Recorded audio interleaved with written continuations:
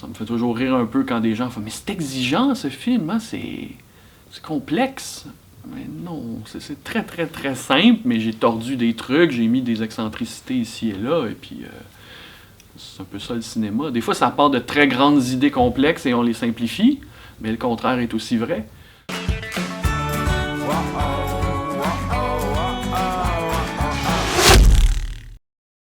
Je crois que je me suis levé tout simplement un matin, puis je me suis demandé si j'étais une bonne personne. Comment je traitais mes amis, mes parents, ma copine. Puis je me disais, ben c'est bon, je suis quand même une personne privilégiée, je fais le tour du monde, je fais des films, je paye mon loyer en faisant des films. Mais est-ce que je suis une bonne personne? C'était une vraie question. Et là, je me suis dit, est-ce que je peux faire un film à partir de ce sentiment-là? Une personne qui va se demander pendant toute une histoire s'il est une bonne personne et on va le forcer à se le demander. Je savais que je voulais, dans les 15 premières minutes, en faire un monstre qui était pas vraiment sympathique dès le départ. Et je me disais, bon, il faut qu'il fasse des trucs très très gros dans les 15 premières minutes, mais que ça reste dans des traits de personnalité qu'on peut connaître. Il y a une personne ou deux qui se reconnaîtra dans mon entourage, mais je connais des gens comme ça.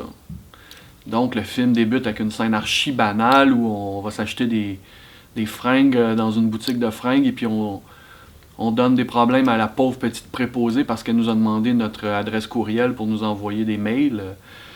On en connaît des gens comme ça. Donc dès le début, je voulais le mettre très haut sur sa montagne et lentement passer un contrat ou prendre le pari qu'on va quand même réchauffer le personnage et s'intéresser à sa quête. Et ça semble fonctionner. Les gens adorent le détester ou détestent l'aimer, mais à un moment donné, le comédien est tellement intéressant aussi, physiquement et tout, qu'on réussit à accepter sa quête et à se débattre avec lui contre tous ses problèmes, mais ça reste un grand bourgeois.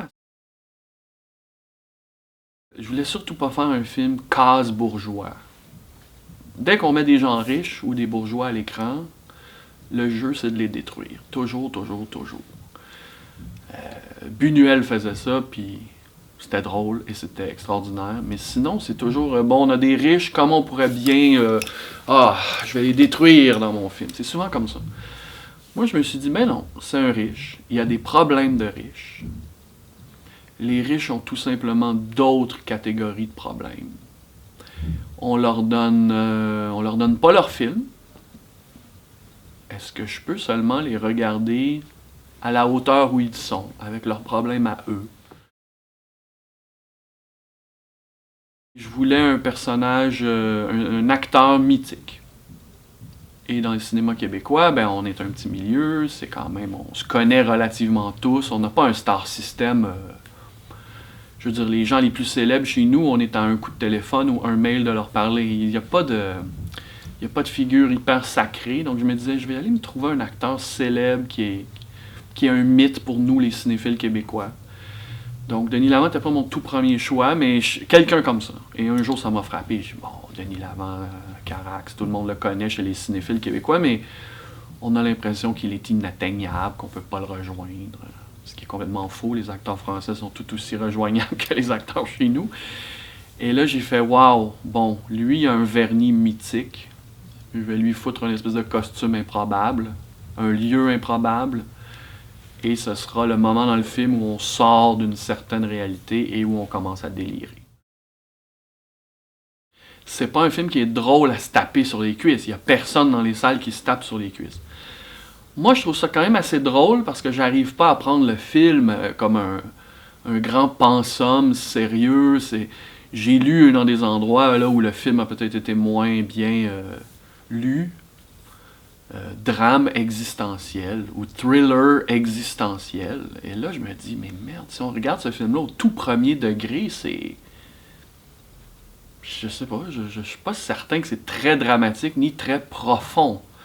C'est tout simplement un peu un mec qui se débat, on dirait un mec dans un aquarium, puis il se débat avec les gros poissons autour de lui, puis ça fait relativement sourire, selon moi. Donc, est-ce que c'est une comédie pour faire rire? Non, mais je le mettrais quand même dans la catégorie... Je crois qu'il est comique, mon personnage. On rit avec lui, de lui, pour et contre lui, mais il y a une distance dans le regard. Là. Il y a pas, je crois pas que c'est premier degré, en tout cas. Ça peut me ressembler en ce sens-là. C'est probablement le film qui me ressemble le plus. C'est peut-être pas mon meilleur ou le plus réussi, mais je parle beaucoup de moi dans ce film-là. Je suis pas un riche bourgeois j'ai pas des compagnies puis j'ai pas des centaines d'employés. Mais on dirait que j'ai envoyé chez Boris Malinowski beaucoup de mes traits de personnalité. Donc c'est pour ça que j'étais assez accroché à ce film-là. Il me fait peur un peu parce que je parle beaucoup de moi. Mais j'essaie d'en parler de façon... Même mon film avant, Vic et Flo ont vu un ours, ça restait quand même l'histoire de deux femmes qui s'aiment, elles sortent de prison, elles vont s'installer en campagne dans une cabane à sucre. Rien de tout ça m'appartient. Je suis pas une lesbienne qui est allée en prison. Hein. Mais je parlais énormément de moi dans ce film-là. Si on psychanalysait le truc. Donc je pense qu'on parle toujours de soi dans nos films, mais le jeu du cinéaste, c'est de tout maquiller, toujours, toujours, et donner l'impression qu'on a créé tout un monde qui nous appartient pas. Mais on parle de nous, on parle toujours de nous. C'est effrayant, faut pas trop mettre nos mains là-dedans parce que ça nous révèle des choses, là, mais on parle de nous.